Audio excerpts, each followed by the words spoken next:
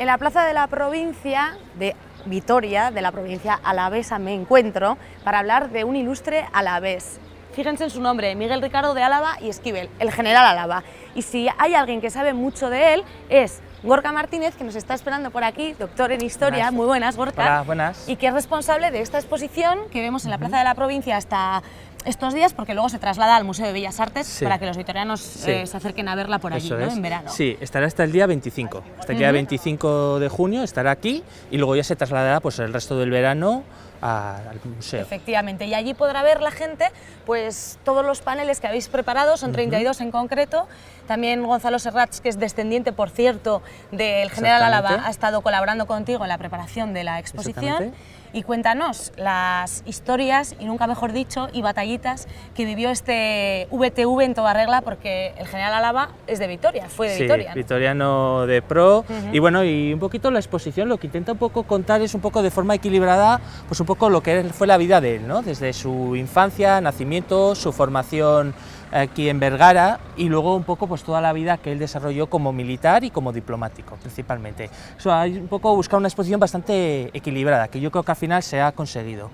¿Y cómo empezaríamos? Si vamos en orden, Bueno, vemos su sí, panel, pues, su foto, ¿no? La idea sería un poco, general. sí, eso sería un poco en zigzag, pero bueno, la idea es seguir un poco los paneles, pues vienen por el número 1, 2, y eso ayuda un poquito a la gente, ¿no? Entonces, el primer bloque, este primer cubo, pues un poquito se centra sobre todo en lo que es un poco la infancia y su primera formación, ¿no? Entonces, pues tenemos un poco a un lado, pues aquí las imágenes del palacio familiar. Este es el palacio que está en la herrería. Sí. Y este fue pues la casa familiar y sobre todo pues el aspecto más llamativo quizá pues es este del reloj, ¿no? Este reloj británico pues que lo apresó su tío Ignacio en un combate con un barco británico y pues se quedó el reloj y está ahí colocado y está pues este palacio está en la herrería, o sea que lo podéis contemplar, continúa ahí. Y ahí es donde él vivió sus primeros años, claro, es el palacio familiar de toda la familia. Luego, y luego vemos él, aquí que recibió una educación ilustrada. Recibió una educación muy ilustrada, muy elitista. Estuvo estudiando en Vergara, que era un colegio, una institución educativa de primer orden. Estaba fundada por la Real Sociedad Vascongada de Amigos del País y este es el Real Seminario Patriótico Vascongado de Vergara. Aquí es donde estudió. Por lo que vemos, continúa en la actualidad. Continúa en la actualidad. Actual, ¿no? Esta es actual. Estas son fotos que habéis ido recopilando, me imagino, por un lado tú mirando en archivos, cómo habéis llegado a recopilar todas las que forman parte de la Exactamente. En este caso, este fondo lo ha proporcionado porque también hemos colaborado con Fotos Quintas, que es un poco también los que han tenido pues un fondo archivístico de imágenes actuales, de edificios actuales, y en este sentido pues lo han aportado ellos. Y principalmente son dos imágenes, esta es de Vergara y esta es de Vitoria. Esta corresponde a Vitoria. Esto es donde estaba la antigua sede de la Real Sociedad Vascongada de Amigos del País, que es el Palacio de Escorieza Esquivel. O sea que, y ahí también cursó parte de su formación. No, lo hemos puesto porque es la imagen donde estaba la sede en Vitoria, pero él principalmente estudió en Vergara, además fue el alumno que más años estuvo estudiando en esta institución. ¿Y aquí qué formación recibió? Pues tenía una formación muy buena, no solo estudiaban lo que podían ser humanidades, gramática, latín, sino sobre todo ciencias, matemáticas, física, química, venían incluso profesores europeos a enseñar aquí a esta institución y realmente era un colegio muy elitista, de la formación quizá de los mejores que había en Europa. Digamos que no era de letras ni de ciencias, que él controlaba todos los ámbitos. Era un hombre muy versado, muy cultivado en todo tipo de disciplinas. Y aquí leemos los Álava y el mar. Y entonces, de nuevo viajó, porque Vitoria tiene muchas cosas. Claro, es que normalmente en aquella época, sobre todo la nobleza vasca, normalmente está muy vinculada al mar, entonces muchos de ellos hacían la carrera en la marina. Él en principio lo iba a hacer en el ejército de tierra, por llamarlo así,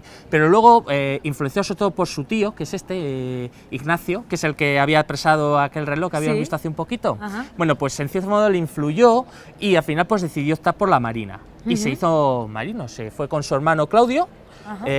Y se fueron pues recorriendo, pues hicieron varias expediciones, principalmente a la zona de Filipinas, estuvo por Filipinas ahí con su hermano Claudio. Además, pues por desgracia Claudio pues murió en una tempestad en 1797, sí, perdió una galerna y naufragó y se ahogó, vamos, desapareció.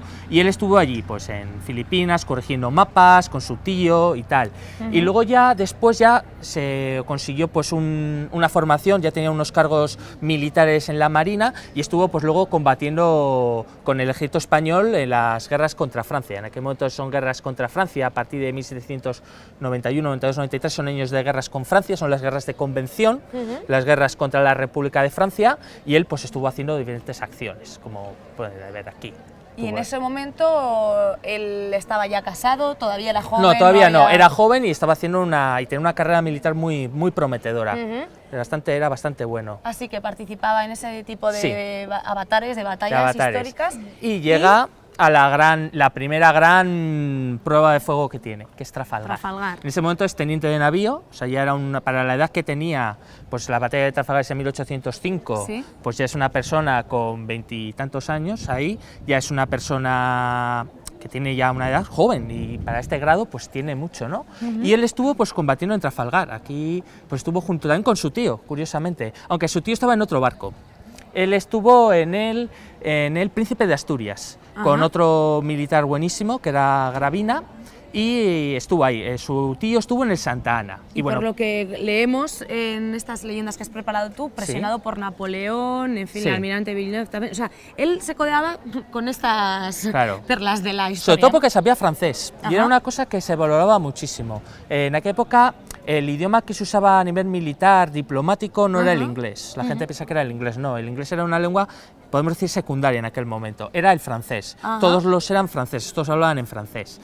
Y en este caso, en esta batalla, Napoleón forzó a la Marina a salir. Realmente que era el alto mando español no era partidario de salir porque sabía la situación de inferioridad que se encontraba en condiciones con los británicos, pero bueno, finalmente se salió y fue pues un verdadero desastre, pero aún así pues tuvieron buenos episodios de heroísmo, de mucha lucha. Por ejemplo, el príncipe de Asturias llegó incluso a batir hasta con 4 barcos británicos y bueno, pues la verdad que se perdió una generación de marinos muy importante, una gestión muy prometedora. Y la imagen que acompaña al texto es un cuadro de la época. Sí, era un cuadro de la época. En aquella época los británicos les encantaban, y sigue, ¿no? Estaba muy de moda este tipo de pinturas de escenas militares y sobre todo las pinturas de escenas marítimas, de batallas. Hay muchísimas. Y esta, por ejemplo, es quizá una de las más conocidas. Igual pues se puede ver la cantidad de cañones, o sea, los barcos en aquella época hay que pensar que eran tan altos como estos edificios. Aquí de altos. Todo... Sí, estos son puentes, o sea, fijaos que tienen hasta 3, en este caso tiene como 3 pisos de cañones, o sea, imaginarse esto frente a frente, o sea, son barcos tan altos como edificios actuales, de 5 pisos, o sea, son enormes. Y por aquí, rodeando el cubo, ¿qué más? Pues rodeando el cubo tenemos un poquito lo que es un poco el contexto político, ¿no? Tenemos el contexto de una Europa que en este momento Napoleón Francia es la potencia hegemónica. Napoleón, que había empezado primero como un simple oficial de artillería, él empezó como un oficial de artillería, pero luego poco a poco fue ascendiendo, ¿no? Y de hecho en 1804 pues termina siendo emperador de los franceses. Te diré, Gorka, que en la foto no le reconozco en esa pintura, porque ¿no? Claro, no lleva su postura habitual. No lleva su postura habitual. A los que no estamos duchos en historia, tanto como tú, ni mucho menos, pues si no nos aparece así, dudamos. Sí, pero es ese aspecto imperial, ¿no? Las águilas, que podéis ver ahí el bastón con el águila, la corona de laurel, o sea, él se proclama emperador, y un poquito este grabado de Cruikshank, que es un grabador británico, satírico, pues explica un poco cuál era la situación que estaba España. España, digamos, España, digamos, que está en la mitad y está entre dos potencias, ¿no? Entre Francia, que la tenemos ahí a la izquierda, es en Napoleón, y ahí tenemos una imagen que representa a un británico. A un británico. España tiene que optar entre las dos grandes potencias que se están, digamos, dividiendo el control de Europa, que son Francia en el continente y Gran Bretaña, que es la que aspira a tener la hegemonía política, económica del continente. Y un poco, pues España pues se vio un poco arrastrado entre ese conflicto y al final pues más bien arrastrado hacia Francia. El dibujante, como dices, irónico, ¿no? Porque el título es Spanish Comfort. Exactamente. Y al español, si es el que está en medio, muy confortable, no se le ve. No se le ve muy confortable, ¿verdad? No se le ve muy confortable. Está en una postura un tanto difícil. Bueno, Seguimos viendo el cubo y descubrimos pues lo que se llevaba en la época en cuanto a uniforme de batalla, ¿no? Sí, todas estas imágenes están conservadas en el Museo de Armería. Ajá. Estos son pues unas miniaturas, un traje de granadero, pistolas, diferentes gorros. ¿Qué es granadero exactamente? Granadero es un tipo de soldado, un soldado de élite, por decirlo así. Ahí lo tenemos. Sí. Y en 1807, en ese contexto, en esa lucha que tiene Francia y Gran Bretaña por el control de Europa, pues Napoleón va a proclamar o va a decretar lo que es el bloqueo continental, es decir, va a prohibir a los puertos europeos comerciar con Gran Bretaña, ya que no la puede derrotar por mar, como le había pasado en Trafalgar, donde había recibido bastante, pues decide bloquearle, ahogarla económicamente, ¿no? Que no comercie.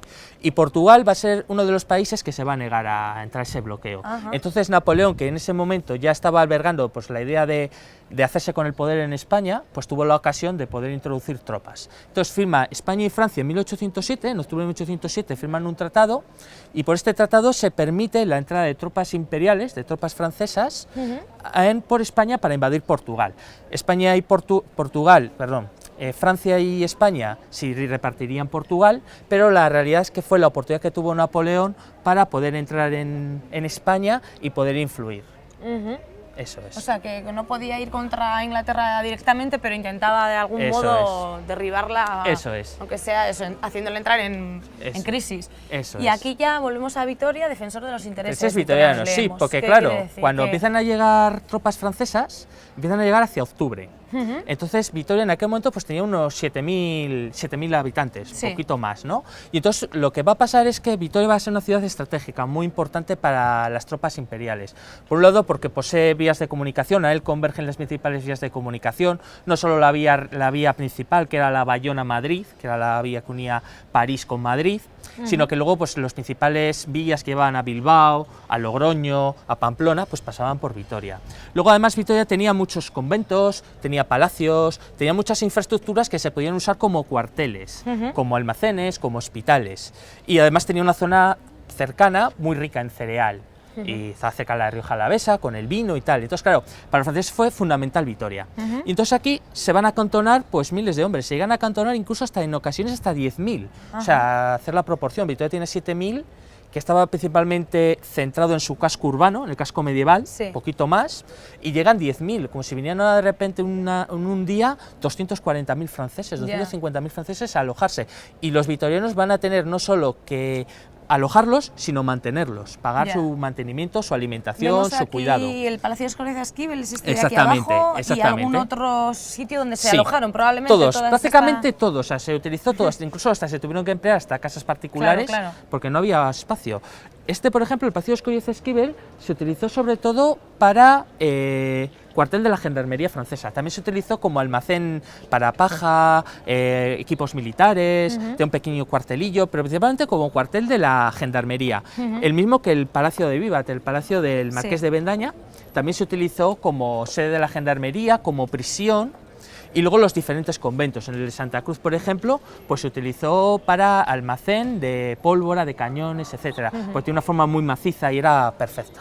Y leemos también que fue nombrado diputado por aquel del común, entonces. Sí, era como una especie como de cargo municipal, y era un poco encargado de la defensa de los intereses del pueblo, una especie como defensor del pueblo, podía ser una especie equivalente a nivel municipal. Lo que él sí que se va a encargar, porque era una persona muy fácil para negociar, porque hablaba francés y era muy fácil con él de negociar, pues el ayuntamiento le va a pedir que sea un poco el que defienda los intereses de la ciudad, sobre todo a la hora de conseguir pues, mejoras en las condiciones de vida de la ciudad, que no se envíen tantas tropas, que se le den dinero a la ciudad para poder pagar todos estos gastos, y no solo en Vitoria, sino también en Madrid, tenía contactos en Madrid, entonces era una persona muy influyente, y era una persona que era la que tenía que recurrir el ayuntamiento sí o sí para salir de estos apuros, de estos grandes apuros. Aquí vemos también acotaciones, como mencionábamos antes, de Gonzalo Serrats, que es uno de los descendientes del general Álava. Veo que no acabamos ni de empezar y llevamos ya muchísima historia encima. Si te parece, te voy a citar para que sigamos conociendo más historia del general Álava mañana en el programa, ¿te parece? Vale.